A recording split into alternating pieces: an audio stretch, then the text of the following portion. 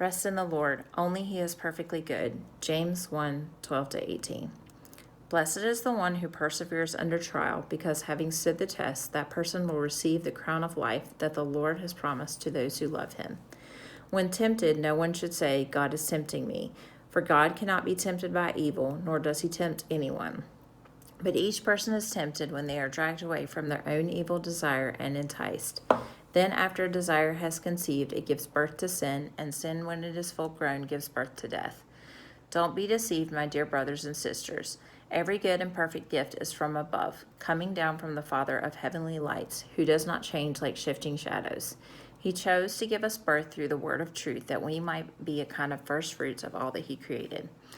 James has said that man is blessed if he passes the test. He has said this to acknowledge that God tests us. Hebrews 11:17 and 1 Peter 4:12-17. He lets us know what our reward will be for passing the test. We will receive the crown of life that God has promised to those who love him. He lets us know who we shouldn't blame. It is important to note the definition of tempt is desire. Desire is human in nature and innocent. Desire starts as innocent and becomes evil. It can start with a simple desire of hunger or money. God cannot be tempted, but Jesus was tempted in the desert. Hebrews 2:18 and 1 John 6:5-6. But each person is tempted when he is drawn away and enticed by his own desires. Desire begins to lure us away from the innocent side of it to overindulgence. This leads to the conception of desire with evil. Then after desire has joined with evil, it gives birth to sin, and when sin is fully grown, it gives birth to death. Desire crosses a line to connection with the person that results in acts of sin. Don't be deceived, my dearly loved brothers and sisters. Don't be tempted by these lustful desires. We get to have knowledge that things that aren't generous and aren't perfect gifts for us aren't what we are given by God. He is not what varies or casts a shadow over us.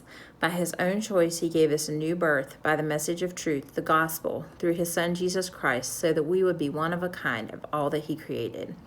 Our human nature is not to like going through trials. Trials can make us hurt both physically and mentally, but on the other side of those trials is perseverance, and from perseverance, maturity, James 1:2-4. In 1 Peter 1:6-7, we read, In all this you greatly rejoice, though now for a little while you have had to suffer grief in all kinds of trials. These have come so that the proven genuineness of your faith, of greater worth than gold, which perishes even though refined by fire, may result in praise, glory, and honor when Jesus Christ is revealed. We suffer only for a little while and may have many trials, but this will prove that our faith is genuine and results in praise of the Lord Jesus Christ and of his perfect goodness. In Jenny Allen's proven study on the book of John, stories of miracles that Jesus has done, such as turning water into wine, and stories of his knowledge of our sin, such as the woman at the well, constantly pointed us to one thing.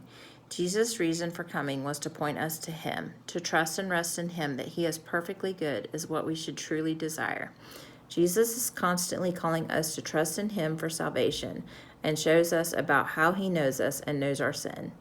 Jesus knows our human desires, but we can trust and rest in him that he is perfectly good and that his salvation is what will free us from these sins.